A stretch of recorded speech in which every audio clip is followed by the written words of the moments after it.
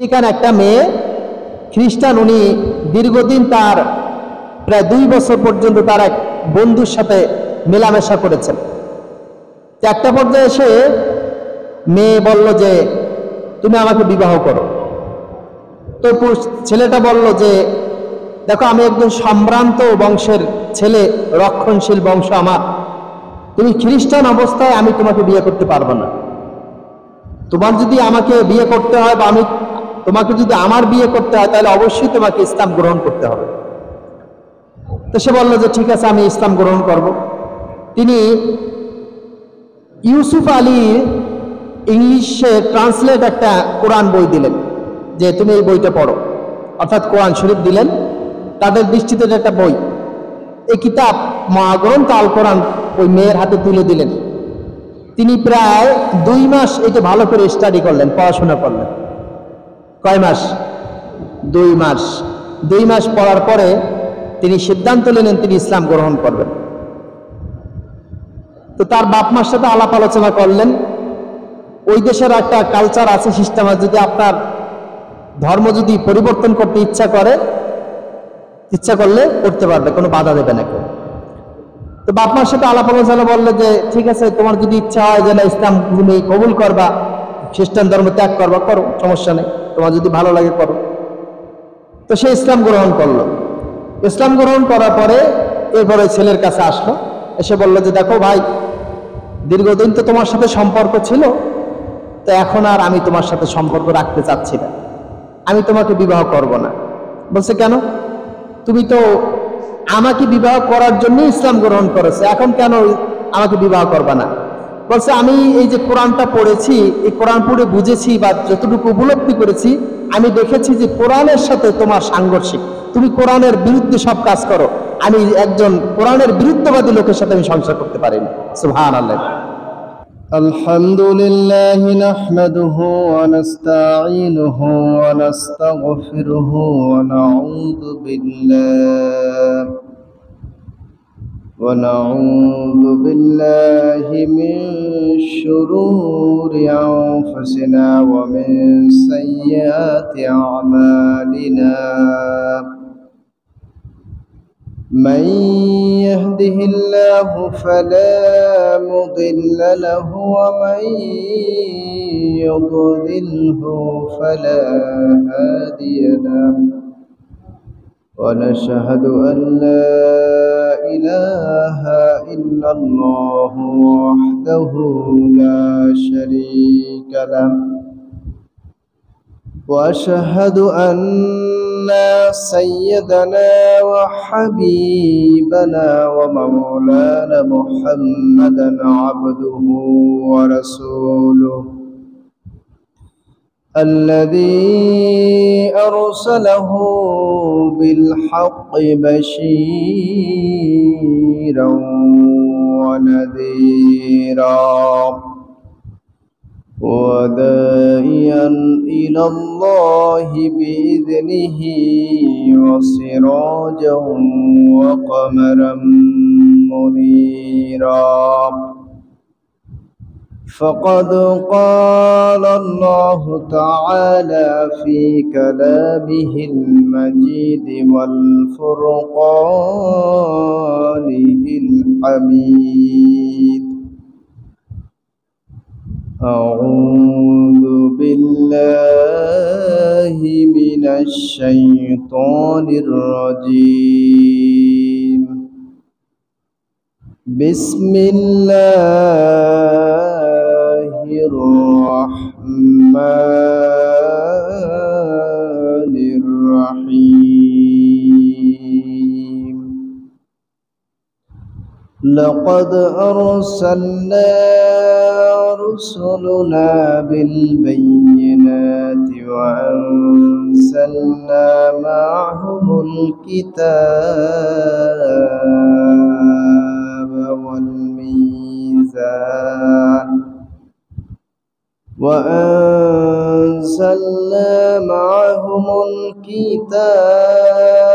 والميزان ليقوم الناس بالقسط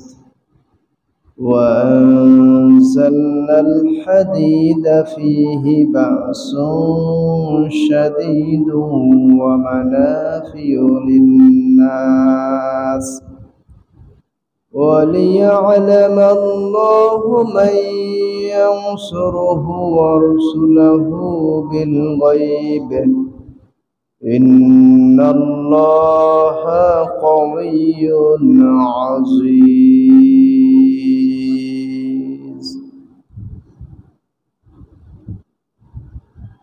وقال تعالى في شان حبيبه إن الله وملائكته يصلون على النبي يا أيها الذين آمنوا صلوا عليه وسلموا تسليما. اللهم صل على محمد وعلى آل محمد كما صليت على إبراهيم وعلى آل إبراهيم إنك حميد مجيد. اللهم بارك على محمد وعلى آل محمد كما باركت على إبراهيم وعلى آل إبراهيم إنك حميد مجيد. আলহামদুলিল্লাহ, আল্লাহ সুবহানাহু ওয়া তাআলার শাহী দরবারে শুকরিয়া জ্ঞাপন করছি যে রব্বে করিম শত ব্যস্ততার মাঝেও দুনিয়ার অসংখ্য মুসলমানের নামধারী মুসলমানদের পক্ষ থেকে মুসলমানের দলের মধ্য থেকে বাছাই করে যে রব্বে করিম আমাদেরকে পবিত্র জুমার নামাজ যথাসময়ে পড়তে আসার, কথা বলার, কথা শোনার সুযোগ দান করলেন, সেই রব্বে করিমের শাহী দরবারে আমরা শুকরিয়া জ্ঞাপন করছি। সকলে বলি আলহামদুলিল্লাহ। সম্মানিত হাজিরিন, আল্লাহ রাব্বুল আলামিন তার রসুলকে পাঠিয়েছেন পূর্ণাঙ্গ হেদায়েত সহকারে, এবং তিনি এই পৃথিবীতে যত নবী রাসূল এসেছেন সমস্ত নবীদের ভিতরে সর্বশ্রেষ্ঠ এবং সর্বশেষ নবী হচ্ছে মুহাম্মদুর রাসূলুল্লাহ সাল্লাল্লাহু আলাইহি ওয়াসাল্লাম। সে রাসূল করিম সাল্লাল্লাহু আলাইহি ওয়াসাল্লামের আনিত বিধান হচ্ছে মহাগ্রন্থ আল কোরআন। রাসূল করিম সাল্লাল্লাহু আলাইহি ওয়াসাল্লামের জীবনটাকে যদি আমরা নবুয়তের দৃষ্টিতে ভাগ করি তাহলে নবুয়তের দুইটা পার্ট আছে, একটা পার্ট হচ্ছে মাক্কি আর একটা হচ্ছে মাদানী। এই মাদানী জীবনেরও আল্লাহ রাসূল সাল্লাল্লাহু আলাইহি ওয়াসাল্লাম যখন মদিনায় গেলেন, মদিনায় যাওয়ার প্রায় 3 বছর পরে আল্লাহ রাসূল মদিনা রাষ্ট্র কায়েম করেছিলেন। কি রাষ্ট্র? মদিনা রাষ্ট্র, অর্থাৎ ইসলামী রাষ্ট্র কায়েম করেছিলেন। এটার মাধ্যমে আল্লাহ সুবহানাহু ওয়া তাআলা রাসূলকে যে এই দুনিয়ায় পাঠিয়েছেন পূর্ণাঙ্গতা দানের মাধ্যমে, সেই পরিপূর্ণতা আল্লাহ তাআলা মদিনা রাষ্ট্রের মাধ্যমে সমাপ্তি ঘটিয়েছেন। বলে সুবহানাল্লাহ। আল্লাহ রাসূল সাল্লাল্লাহু আলাইহি ওয়াসাল্লাম মক্কি জীবনে দাওয়াতি কাজ করেছেন, মানুষকে দাওয়াত দিয়েছেন, ইসলামের পথে আহ্বান করেছেন, ইসলামের মৌলিক কিছু ইবাদত বন্দেগীর সাথে সম্পৃক্ত করিয়েছেন।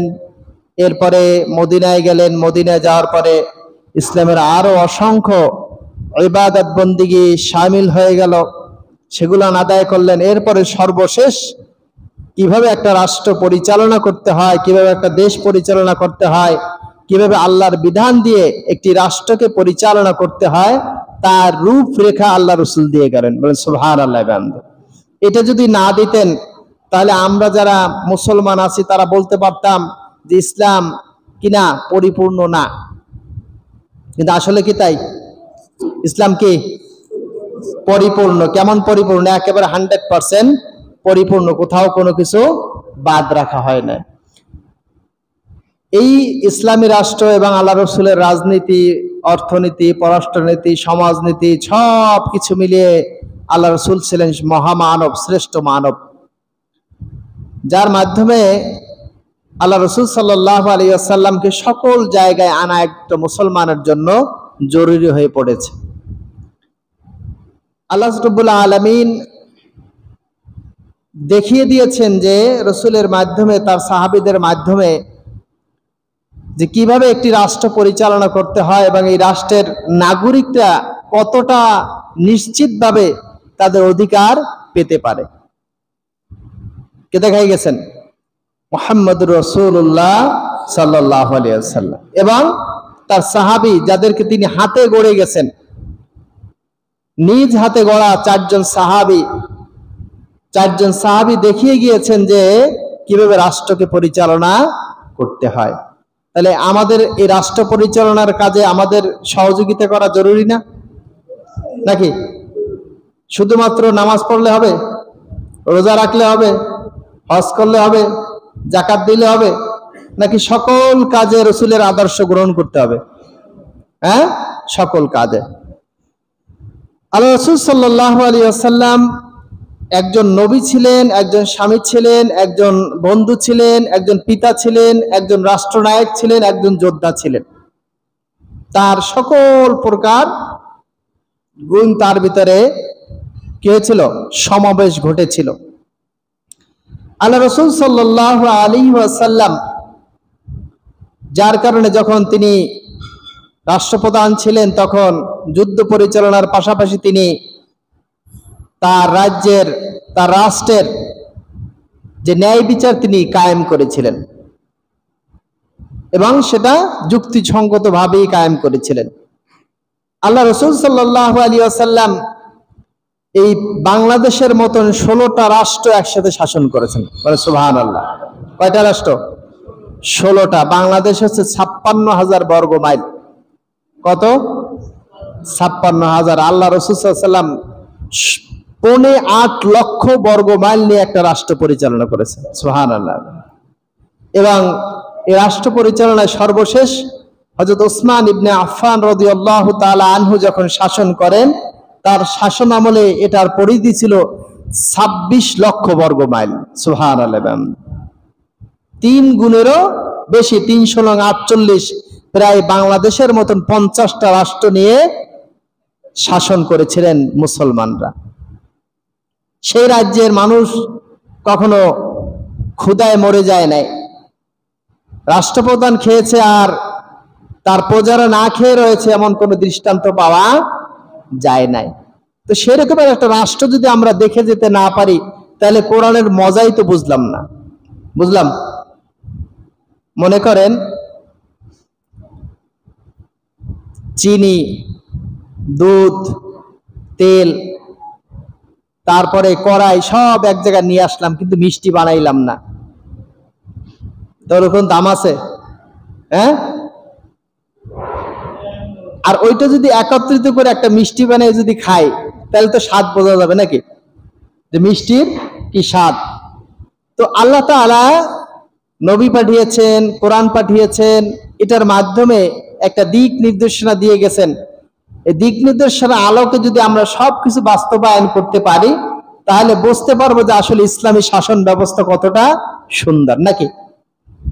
এই ইসলামী শাসন ব্যবস্থা সুন্দর দেখার ইচ্ছা যারা করে না, তাদের মূল লক্ষ্য উদ্দেশ্য হচ্ছে ইসলামের যে শাসন ব্যবস্থা, কোরআনের যে শাসন, এটা যদি মানুষ বুঝে ফেলে তাহলে যারা উপরি খাওয়ার সম্ভাবনা আছে, যারা লুটে পুটে খাওয়ার সম্ভাবনা আছে, তাদের কি ভাত বন্ধ হয়ে যাবে, তাদের খোরাক বন্ধ হয়ে যাবে। এই জন্য তারা কঠিন কালেও চায় না যে ইসলামী শাসন ব্যবস্থা কায়েম হোক।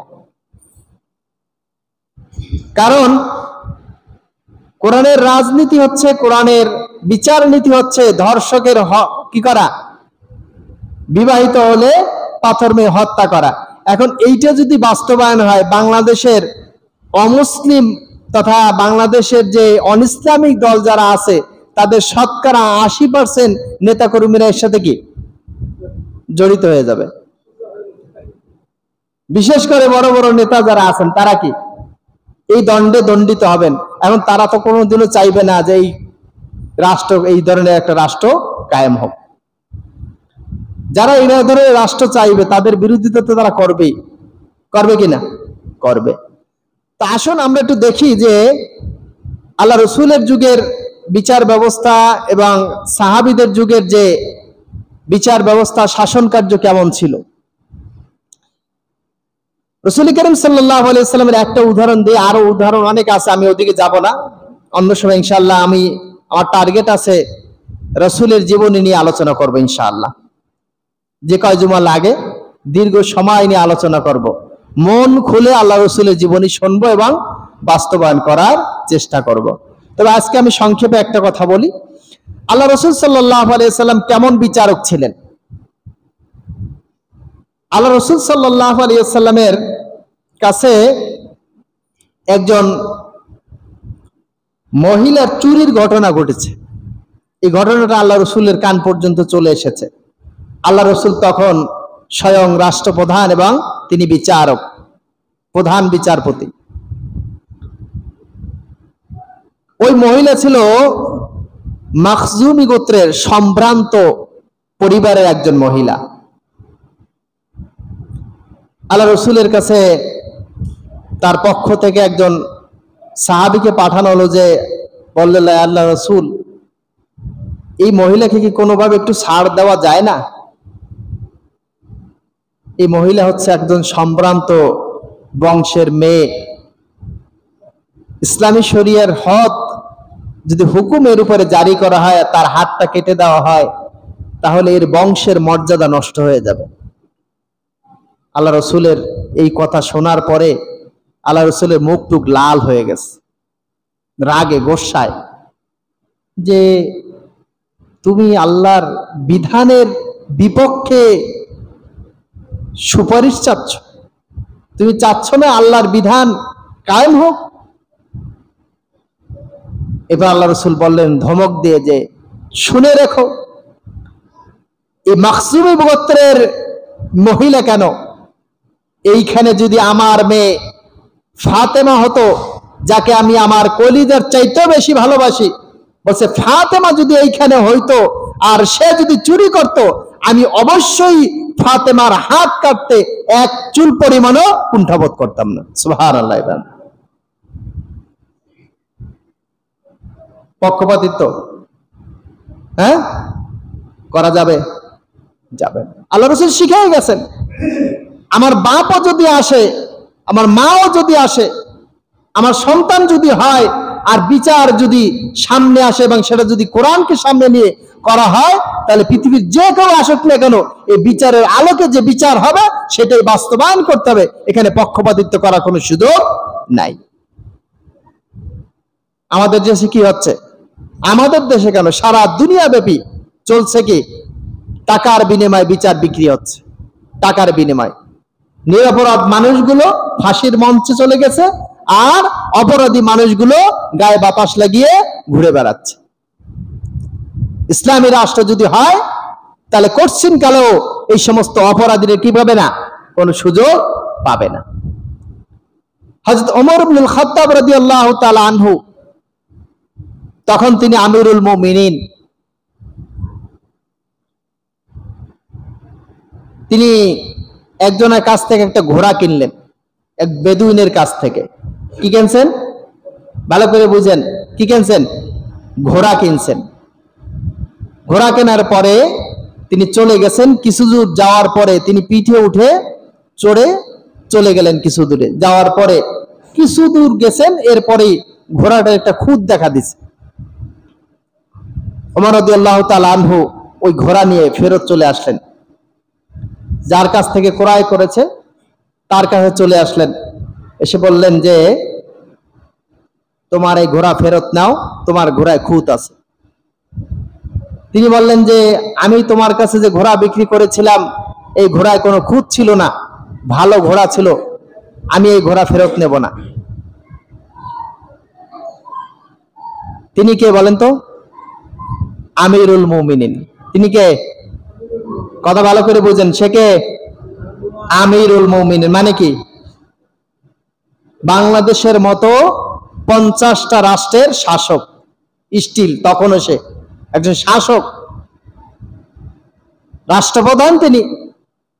তার সাথে বলতেছে আমি ঘোড়া ফেরত নেব না। বাংলাদেশের একজন মেম্বারের কাছ থেকে একজন মেম্বার যদি একটা কিছু কিনে নিয়ে যায় আর ওটা যদি খুঁত পায়, ওটা ফেরত দিতে গেলে দোকানদার কি বলবে যে আমি নিতে পারবো না? এই বলার ক্ষমতা কি আছে কারো? একজন মেম্বার, এমপি বাদ দিলাম, ও সমস্ত বাদ, রাষ্ট্রপ্রধান তো অনেক দূরের কথা।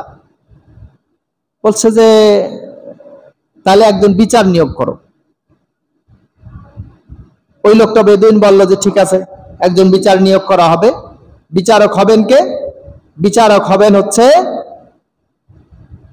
সুরাই ইবনে হারিস আল কিন্দি। তিনি তখন বিচারক ওই রাজ্যের। বলেন যে ঠিক আছে, আলহামদুলিল্লাহ, আমিও মেনে নিলাম, তোমার সাথে একমত, আমার আর কোনো কিছু দরকার নাই, তুমি সুরাই আল কিন্দির কাছে চলো। দুজনে মিলে ঘোড়া সহ চলে গেলেন সুরাই আল কিন্দির কাছে। তাকেও ডাকে নাই, তার কাছে গেছেন, যে বিস্তারিত বললেন। ওমর রাদিয়াল্লাহু তাআলা আনহু যখন বক্তব্য দিলেন, বক্তব্যের পরে সুরাইয়ের কাছে জিজ্ঞেস করলে এই ব্যাপারে কি তোমার কোনো বক্তব্য আছে? ওই বেদুইনের কাছে বললেন যে আমি ঘোড়া দিয়েছি, ভালো ঘোড়া, আমি এই খুদ ঘোড়া দিই নাই। ওমর রাদিয়াল্লাহু তাআলা আনহুকে জিজ্ঞেস করলেন এই বেদুইন যা বলেছে এটা কি ঠিক? আপনি যখন ঘোড়া নিয়েছিলেন তখন কি ঘোড়া ভালো ছিল নাকি খুদ ছিল? বলছেন না, ভালো ছিল। সুরাই আল কিন্দি ফয়সালা জানিয়ে দিলেন যে আপনি হয়তো এই ঘোড়া যে অবস্থা আছে নিয়ে যান, অথবা যে অবস্থা আপনি নিয়ে গেছেন এই বেদুইনের কাছে ওই অবস্থায় ভালো অবস্থায় ফেরত দেন। সুবহানাল্লাহ বলবেন না? আমিরুল মুমিনিনের সামনে মুখের করে উত্তর দিয়ে দিলেন, ফয়সালা জানিয়ে দিলেন। ওমর রাদিয়াল্লাহু তাআলা আনহু তার দিকে তাকাইলেন, বললেন যে চমৎকার তুমি বিচার করেছো। সুবহানাল্লাহ, তুমি চমৎকার বিচার করেছো, এর চেয়ে সুন্দর কোনো কথা হতে পারে না। এটা বলে তিনি মীমাংসা করে দিলেন। আর ওমর রাদিয়াল্লাহু তাআলা আনহু ঘোড়া নিতে বাধ্য হলেন। তিনি ওই ঘোড়া নিয়ে গেলেন আর ওই বিচারকের প্রমোশন দিয়ে দিলেন। বলেন সুবহানাল্লাহ। আমাদের দেশে হলে কি হইতো? প্রমোশন হইতো না ডিমোশন হইতো? ডিমোশন না, আয়না ঘরে চলে যেত। কোথায়? আয়না ঘর। সম্মানিত হাজিরিন, হযরত আলী রাদিয়াল্লাহু তাআলা আনহুর ঘটনা। তার কোন এক রাতে তার বর্মটা চুরি হয়ে গেছে। বর্ম মানে হচ্ছে যেটা পরে যুদ্ধ করা হয়। তো তিনি সকাল উঠে খুঁজে পাচ্ছেন না। 2-3 দিন পরে ওই বর্মটা খুঁজে পাওয়া গেল। খুঁজতে খুঁজতে একজনে দেখতেছেন যে বাজারে বিক্রি করতেছে। কোথায়? কুফার বাজারে বিক্রি করতেছেন।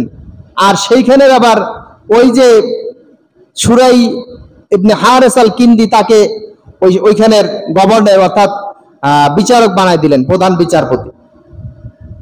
তো এই অবস্থায় তিনি দেখলেন যে লোকটা বিক্রি করতে জিজ্ঞেস করলে যে এই বর্মটি তো আমার, তুমি কোথায় পাইলা? বলছে না না না, এটা আমার, এই বর্মটা আমার, আমার কাছে আছে, আমার হাতে আছে, এটা আমারই। বলছে না, এটা তো আমার বর্ম, আমার বর্মটা হারিয়ে গেছে। বলছে না, এটা আপনার বর্ম না। বলছে তাহলে চলো আমরা বিচারকের কাছে যাই। বিচারকের কাছে গেল সুরাই আল কিন্দি, সেখানেও বিচারক। বললেন যে আমার বর্মটা হারিয়ে গেছে, এটা ওর কাছে পাওয়া গেছে, উনি ছিলেন একজন ইহুদি। বলেন যে তাহলে আপনার কোনো সাক্ষী আছে কিনা? বললেন না, আমার তো তেমন কোনো সাক্ষী নেই, সাক্ষী আছে আমার ছেলে। বলছে ছেলে কখনো পিতার পক্ষে সাক্ষী হতে পারে না। কি হতে পারে না? সাক্ষী হতে পারে না। অন্য কোনো সাক্ষী আছে কিনা? বলছে না, আমার অন্য কোনো সাক্ষী নাই। তখন বললেন যে ঠিক আছে, যদি সাক্ষী না থাকে তাহলে আপনি চলে যান, এই বর্ম ইহুদির, তাকে দিয়ে দেন।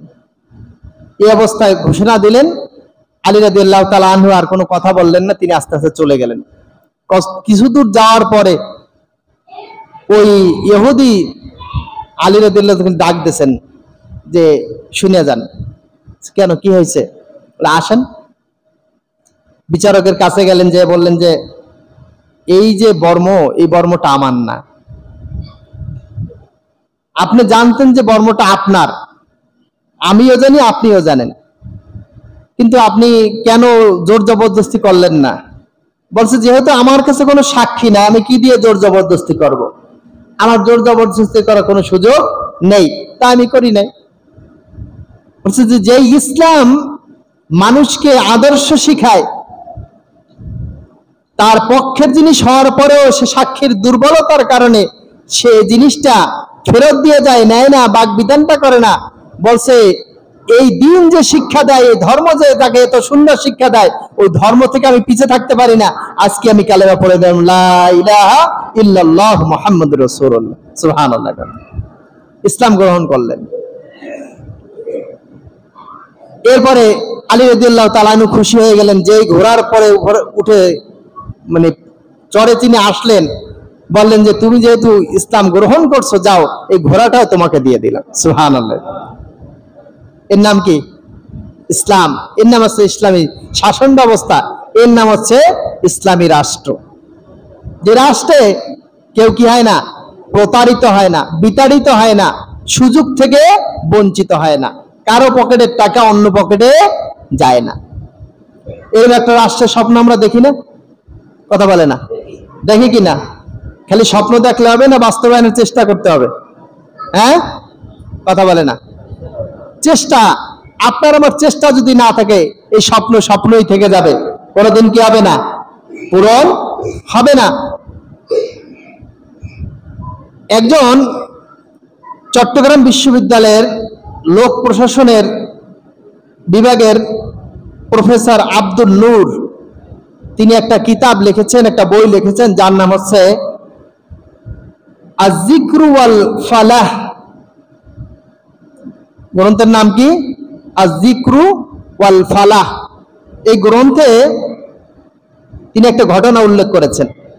এই ঘটনার ভিতরে একজন মার্কিন মেয়ে, অর্থাৎ খ্রিস্টান, আমেরিকান একটা মেয়ে, খ্রিস্টান, উনি দীর্ঘদিন তার প্রায় 2 বছর পর্যন্ত তার এক বন্ধুর সাথে মেলামেশা করেছেন। একটা পর্যায়ে এসে মেয়ে বলল যে তুমি আমাকে বিবাহ করো। তো ছেলেটা বলল যে দেখো, আমি একজন সম্ভ্রান্ত বংশের ছেলে, রক্ষণশীল বংশ আমার, তুমি খ্রিস্টান অবস্থায় আমি তোমাকে বিয়ে করতে পারবো না। তোমার যদি আমাকে বিয়ে করতে হয়, বা আমি তোমাকে যদি আমার বিয়ে করতে হয়, তাহলে অবশ্যই তোমাকে ইসলাম গ্রহণ করতে হবে। তো সে বলল যে ঠিক আছে, আমি ইসলাম গ্রহণ করব। তিনি ইউসুফ আলী ইংলিশে ট্রান্সলেট একটা কোরআন বই দিলেন, যে তুমি এই বইটা পড়ো, অর্থাৎ কোরআন শরীফ দিলেন। তাদের দৃষ্টিতে একটা বই, এই কিতাব মহাগ্রন্থ আল কোরআন ওই মেয়ের হাতে তুলে দিলেন। তিনি প্রায় 2 মাস এটা ভালো করে স্টাডি করলেন, পড়াশোনা করলেন। কয় মাস? 2 মাস। 2 মাস পড়ার পরে তিনি সিদ্ধান্ত নিলেন তিনি ইসলাম গ্রহণ করবেন। তো তার বাপ মার সাথে আলাপ আলোচনা করলেন। ওই দেশের একটা কালচার আছে, সিস্টেম আছে, যদি আপনার ধর্ম যদি পরিবর্তন করতে ইচ্ছা করলে করতে পারবে, কোনো বাধা দেবে না কেউ। তো বাপ মার সাথে আলাপ আলোচনা বললে যে ঠিক আছে, তোমার যদি ইচ্ছা হয় যে না ইসলাম তুমি কবুল করবা, খ্রিস্টান ধর্ম ত্যাগ করবা, করো, সমস্যা নেই, তোমার যদি ভালো লাগে করো। তো সে ইসলাম গ্রহণ করলো। ইসলাম গ্রহণ করার পরে এরপরে ছেলের কাছে আসলো, এসে বললো যে দেখো ভাই, দীর্ঘদিন তো তোমার সাথে সম্পর্ক ছিল, তো এখন আর আমি তোমার সাথে সম্পর্ক রাখতে চাচ্ছি না, আমি তোমাকে বিবাহ করব না। বলছে কেন? তুমি তো আমাকে বিবাহ করার জন্য ইসলাম গ্রহণ করেছো, এখন কেন আমাকে বিবাহ করবা না? বলছে আমি এই যে কোরআনটা পড়েছি, এই কোরআন পড়ে বুঝেছি বা যতটুকু উপলব্ধি করেছি, আমি দেখেছি যে কোরআনের সাথে তোমার সাংঘর্ষিক, তুমি কোরআনের বিরুদ্ধে সব কাজ করো, আমি একজন কোরআনের বিরুদ্ধবাদী লোকের সাথে আমি সংসার করতে পারি না। সুবহানাল্লাহ। একজন খ্রিস্টান তার উপলব্ধি হচ্ছে এটা। তাহলে আজকের আমাদের যে চরিত্র, আমাদের যে আমল, আমাদের আখলাক, আমাদের যে লেনদেন, এটা দেখলে কি কেউ ইসলাম গ্রহণ করবে? কথা বলে না, করবে? করবে না। একজন খ্রিস্টান তার দৃষ্টান্ত দিল যে তুমি যদিও মুসলমান, বংশ মানে কি বলে পৈতৃক সূত্রে মুসলমান, তুমি ইসলাম গ্রহণ করো নাই, তুমি ইসলাম পাইছো। কি করছে? আমরা কি বলেন তো, ইসলাম পাইছি, গ্রহণ করি নাই, অর্জন করি নাই।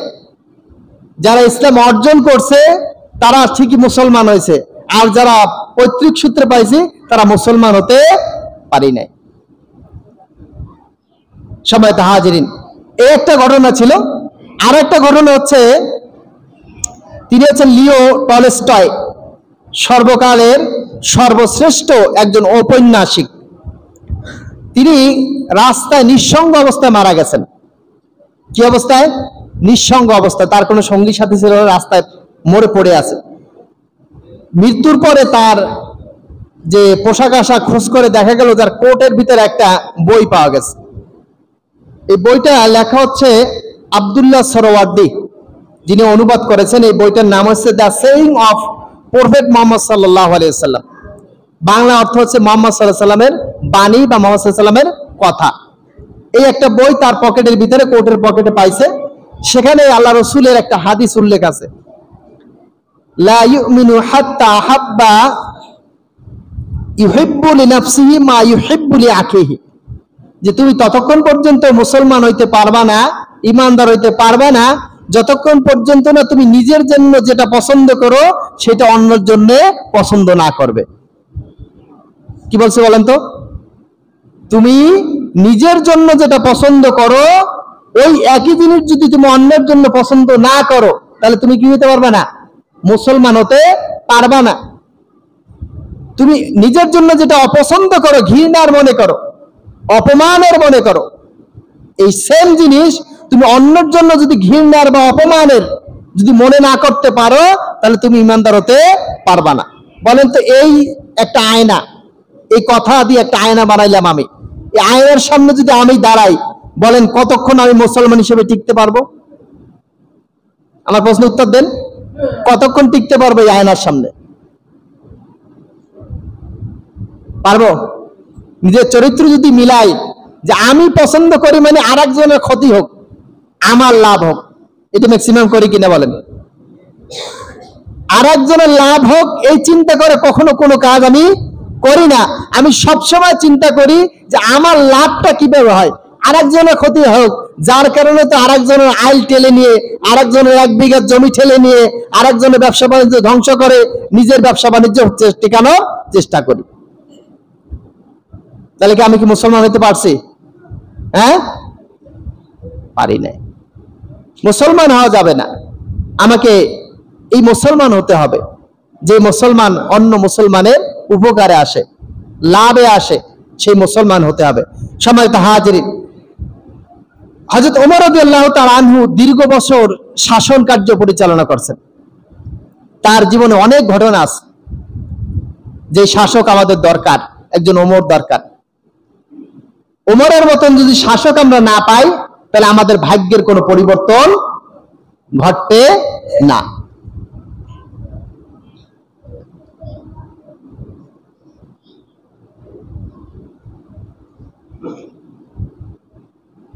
সম্মানিত হাজিরিন, তো বলা হচ্ছে যে ওমর রাদিয়াল্লাহু তাআলা আনহু তিনি শাসন কার্য পরিচালনা করেছেন। এই ঘটনা আমরা অনেক কিছুই জানি। তার ভেতরে একটি ঘটনা আছে, হযরত ওমর রাদিয়াল্লাহু তাআলা আনহু তার অভ্যাস ছিল রাত্রে ঘুরে বেড়ানো, আর আমাদের নেতাদের অভ্যাস হচ্ছে রাত্রে নাইট ক্লাবে যাওয়ার, নাকি? ওমর রাদিয়াল্লাহু তাআলা আনহু ঘোষণা করেছেন যে আমার এই রাজ্যের ফোরাত নদীর তীরে যদি কোন একটা কুকুর যদি না খেয়ে মারা যায়, তাহলে কাল কিয়ামতের দিন আমি আল্লাহ তাআলার কাছে কি জবাব দেব, এই চিন্তায়, এই মানসিকতায় আমি কি হতাশাগ্রস্ত, ভুগছি, আমি কষ্টে ভুগছি। আর আমাদের সামনে, আমাদের নেতাদের সামনে কাউকে গুলি করে মেরে ফেললেও কারো কিছু আসে যায় না। তাদের নির্দেশে অন্যদের সম্পদ ক্রয় করে নেওয়া হয়, দখল করা হয়, তাদের কোনো আফসোস থাকে না, বরং তাতে আনন্দ ভোগ করে তারা। তিনি একদিন রাত্রে ঘুরতেছেন, দেখলেন যে কোনো একটা বাচ্চা কান্নাকাটি করতেছে দূর থেকে। তিনি কাছে গেলেন, যে খোঁজ খবর নিলেন, দেখলেন যে একটা হাড়ি আছে, হাড়ির ভিতরে পানি আছে, পানি নাড়াচ্ছে আর জ্বালাচ্ছে আগুন দিয়ে। ওমর রাদিয়াল্লাহু তাআলা আনহু গেলেন, কাছে যেয়ে বললেন যে এই হাড়ির ভিতরে কি? বলছে যে কিছু না, পানি। বলছে পানি জ্বালাচ্ছেন কেন? বলছে ঘরে কোনো খাবার নাই, বাচ্চারা কান্নাকাটি করতেছে, তাদের মুখে যে একটা খাবার দেবো, সে খাবার নেই আমার ঘরে, আমি কি করব? বাচ্চাদেরকে এই সান্ত্বনা দিচ্ছি যে এই চূড়ায় আগুন জ্বলছে, এর ভিতরে খাবার আছে, অন্তত এইটা দেখতে দেখতে তারা ঘুমাই পড়বে, অন্তত এই রাতটা তারা ঘুমাইতে পারল। ওমর রাদিয়াল্লাহু তাআলা আনহু কষ্ট পাইলেন। তিনি নিজে চলে গেলেন, তার কোষাগারে চলে গেলেন, যে নিজে বস্তা কাঁধে তুলে নিলেন। তার সাথে যিনি ছিলেন বললেন যে আমার কাছে দেন। বলছে যে না, কাল কিয়ামতের দিন তুমি আমার বোঝা বহন করবে না, আমার বোঝা আমাকেই বহন করতে হবে। অতএব আজকেও আমার এই বোঝা বহন করা উচিত। আমাকে আল্লাহ তাআলা দায়িত্ব দিয়েছেন, এই দায়িত্ব আমার ঘরে আল্লাহ তাআলা দিয়েছেন, তোমার ঘরে দেয় নাই। অতএব এই বোঝাটা নেওয়ার দায়িত্ব আমার। তিনি ঘাড়ে করে বোঝা নিয়ে গেলেন, আটার বস্তা নিয়ে ওই বুড়িমার ঘরে পৌঁছে দিলেন। সুবহানাল্লাহ। এই নেতা পাইছি আমরা? কথা বলেন, এই নেতা দরকার না? দরকার কিনা? এই নেতা দরকার, এই শাসক দরকার, যারা শোষণ করতে শেখে নাই, যারা মানুষকে দিয়েছে কখনো নেন নাই। হযরত আবু বকর রাদিয়াল্লাহু তাআলা আনহু তিনি যখন খলিফাতুল মুসলিমিন ছিলেন, তখন তিনি কাপড় বিক্রেতা ছিলেন। তিনি কাপড় বিক্রি করতেন, বাসায় বাড়ি বাড়ি মানুষের কাছে গিয়ে, বাজারে গিয়ে বাজারে তিনি কাপড় বিক্রি করতেন। ওমর রাদিয়াল্লাহু তাআলা আনহু, হযরত আবু বকর রাদিয়াল্লাহু তাআলা আনহু তিনি যখন এই কাজ দেখলেন, ওমর রাদিয়াল্লাহু তাআলা আনহু দেখে ফেললেন যে তিনি কাপড় বিক্রি করতেছেন। তিনি খপ করে আবু বকরের হাত ধরে ফেললেন, বললেন যে আমিরুল মুমিনিন, আপনি একজন রাষ্ট্রপ্রধান, আপনি কাপড় বিক্রি করেন, এটা আমাদের কাছে ভালো দেখায় না। আচ্ছা, বেশ ভালো কথা, আমি যদি কাপড় বিক্রি না করি তাহলে আমি খাবো কি? আমার সংসার চালাবো কি দিয়ে? তখন বললেন ওমর রাদিয়াল্লাহু তাআলা, আমি কথা বলবো, সবার সাথে কথা বলে আপনার জন্য একটা ভাতা ঠিক করে দেব, অন্তত আপনার সংসারটা চালাচ্ছে। না, আমি এখান থেকে ভাতা নেব না। বলছে আপনি যদি ভাতা না নেন, তাহলে এই রাজ্যের যে কাজগুলো আছে সেগুলো আপনি কিভাবে করবেন? আপনি যে সময়টাই কাপড় বিক্রিতে সময় দেন, এই সময়টা আপনি ধরে নেবেন, আমরা ধরে নেব এটা আপনি এই রাষ্ট্রের জন্য সময় দিচ্ছেন, এই সময় হিসাবে আপনাকে কিছু টাকা, কিছু খোরাকি আপনাকে দেব। যে অনেক অনুনয় বিনয় পরে আবু বকর রাদিয়াল্লাহু তাআলা আনহু মেনে নিলেন যে ঠিক আছে, নেওয়া যায়। তার জন্য যে 50 দিরহাম বা 150 দিরহাম ধার্য করা হলো। কত দিরহাম? 150। এই 150 দিরহাম দিয়ে তিনি দীর্ঘদিন চললেন।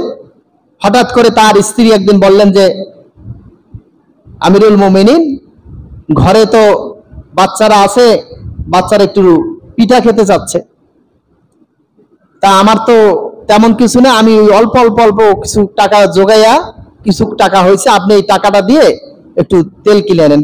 তিনি তার কাছে চাইলেন, বলছে আমার কাছে টাকা টাকা নাই, আমার কাছে যে টাকা রাজকোষ থেকে দেওয়া হয় সব আইনে তোমার কাছে দিই, তুমি যেভাবে খরচ করো সেটা তোমার, কি আছে না আছে সেটা আমি জানি না, তুমি জানো।